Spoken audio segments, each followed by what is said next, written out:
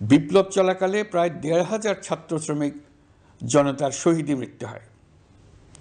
আমাদের সরকার প্রতিটি মৃত্যুর তথ্য অত্যন্ত যত্নের সাথে জোগাড় করছে।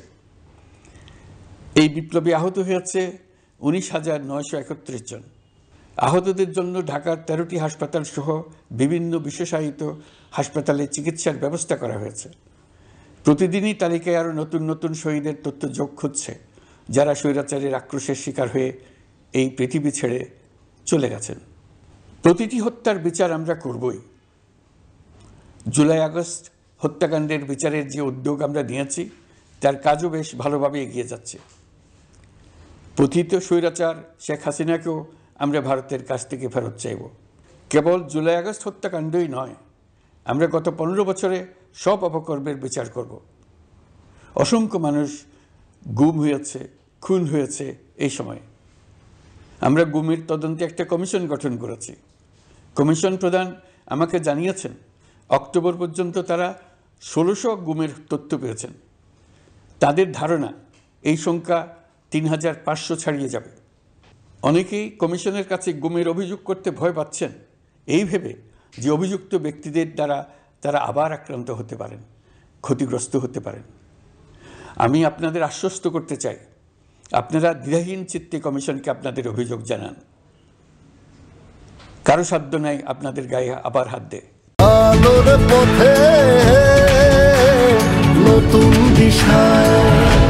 গুম কমিশনের সদস্যদের কাছে ভুক্তভোগীদের যে বিবরণ আমরা পেয়েছি, তা অত্যন্ত মর্মান্তিক। জুলাই আগস্টের বিপ্লবের পর ছাত্রছাত্রীরা শহর বন্দরের দেয়ালে দেয়ালে তাদের মনের কথা লিখেছে। তাদেরও আগে যারা গুমের শিকার হয়েছে, প্রতিটি গোপন আস্তানার দেয়ালে দেয়ালে তারা লিখে গেছেন তাদের কষ্টের মর্মস্পর্শী বিবরণ। তাদের এইসব কষ্টের কথা শুনে আমাদের হৃদয় কেঁপে উঠেছে। এসবের সঙ্গে জড়িতদের আমরা বিচারের কাঠগড়ায় দাঁড় করাবই। অভিযুক্ত যত শক্তিশালীই হোক, যে বাহিনীরই হোক, তাকে ছাড় দেওয়ার কোনো সুযোগ নেই। কেবল দেশে নয়, গুম, খুন ও জুলাই আগস্ট গণহত্যার সাথে জড়িতদের আমরা আন্তর্জাতিক আদালতেও বিচারের উদ্যোগ নিয়েছি। ইন্টারন্যাশনাল ক্রিমিনাল কোর্টের প্রধান কৌঁসুলি করিম খানের সঙ্গে আমার এই ব্যাপারে ইতিমধ্যে কথা হয়েছে। আইনশৃঙ্খলা রক্ষাকারী বাহিনীগুলোর কোনো সদস্য কিংবা অন্য কেউ যাতে হত্যা, গুমসহ এই ধরনের কোনো অপরাধে জড়িয়ে পড়তে না পারে, এই জন্য আমরা গুম বিরোধী আন্তর্জাতিক সনদে স্বাক্ষর করেছি।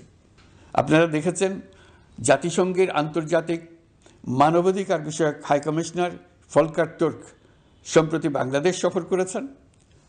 জাতিসংঘ জুলাই আগস্ট হত্যাকাণ্ডের তদন্তে আমাদের সহযোগিতার হাত বাড়িয়ে দিয়েছেন।